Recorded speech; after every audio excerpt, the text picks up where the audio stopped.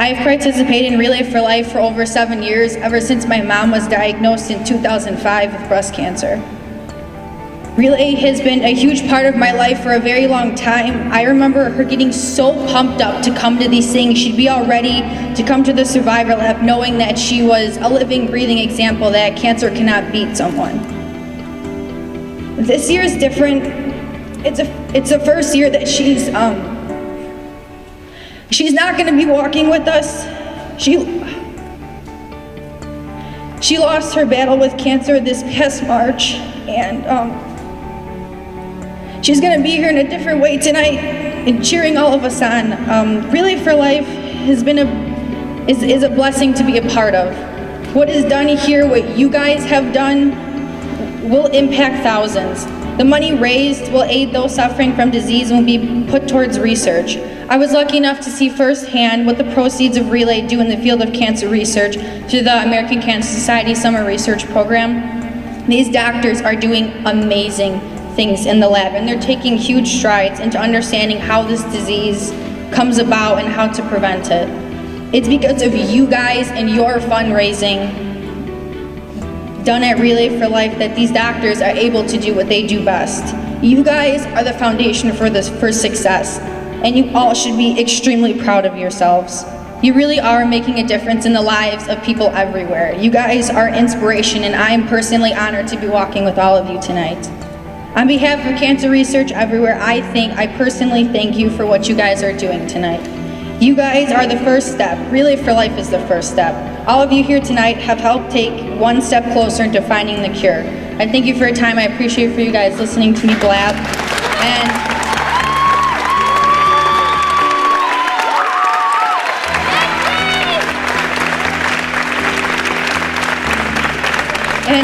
you guys create more birthdays, so congratulations, good for you. For the most part, I'm just like everyone else, but I have something different about me. You wouldn't know just by looking at me, but I am a cancer survivor. When I was 12, I was diagnosed with Hodgkin's lymphoma. At the time, I was only a 7th grader at Jefferson Middle School. I went into the doctor's office just for a simple checkup because I had a cough that wouldn't go away. My doctor decided to send me to get a chest x-ray, and the results shocked her and everyone else. Sitting there on my lung was a mass the size of a cucumber. She sent me down to the University of Chicago Children's Hospital, where I would have a biopsy done the next day. I can still remember every minute of that day like it was yesterday. You know those random memories that are stuck in your head no matter how hard you try to forget them? Well, that day, March 4th, 2011, is one of those days. I had 3 operations done that day that took about 4 hours. During those 4 hours, I had a piece of my mass taken out of my chest, bone marrow drawn from my hip, and a special IV put on the inner part of my elbow that led to my heart. That entire day, I was extremely loopy because I was still coming out of the anesthesia, but I still remember that brief conversation with my doctor that changed my life. I was beginning to slightly wake up when I saw him looking at my monitors to make sure everything was okay. I was able to mumble a few words just loud enough so he could hear them. "What's wrong with me?" I asked. My mom was sitting on the couch next to my bed, and when she heard me speak, she rushed to my side. I could tell by her face that she had been crying. "It'll be okay," she said. I looked over at my doctor and said, "I can handle it." He grabbed a hold of my hand and said, "Hannah, it's cancer." I pulled my hand away from his and just sat there. I felt like I wasn't even in my body. I felt so numb and empty. My doctor said, "I need to talk to your mom for a minute. I'll send Amy in here."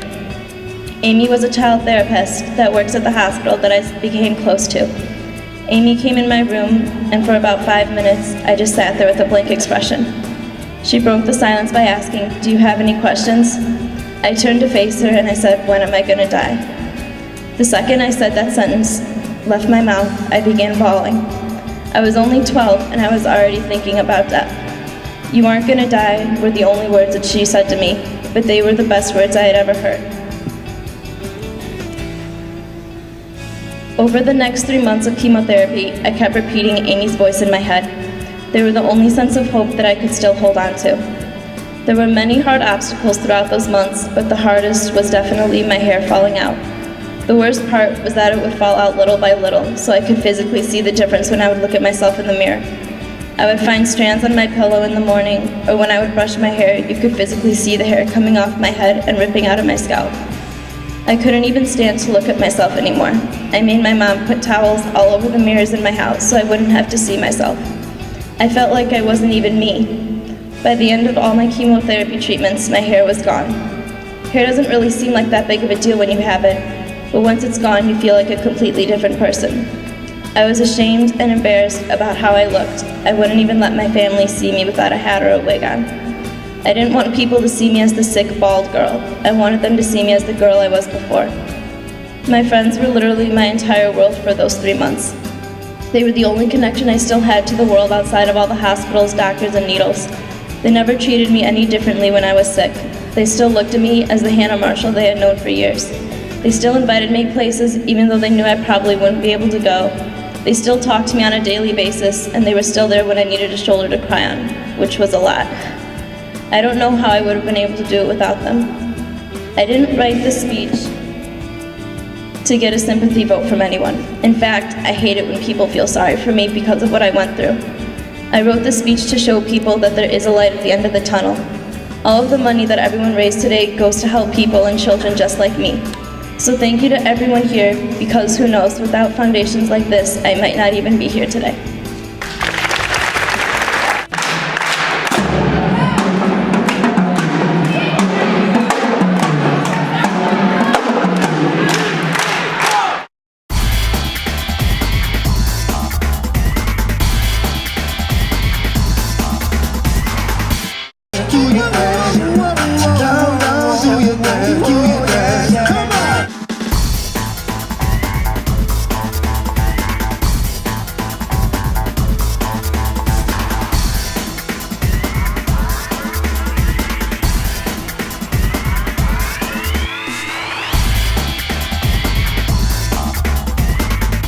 Cancer never sleeps.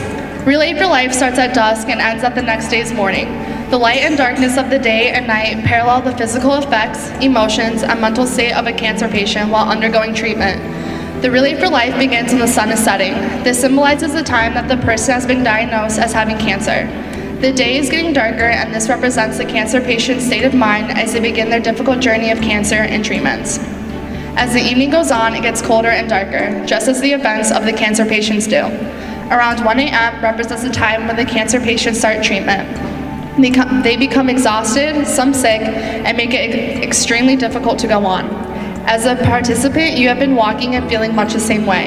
You are tired, want to sleep, maybe even want to go home, but you keep going on. Between 4 a.m. and 5 a.m. symbolizes the coming of the end of treatment for the cancer patient. Once again, they are tired, but they know they will make it. The sun rising represents the end of the treatment for the cancer patient.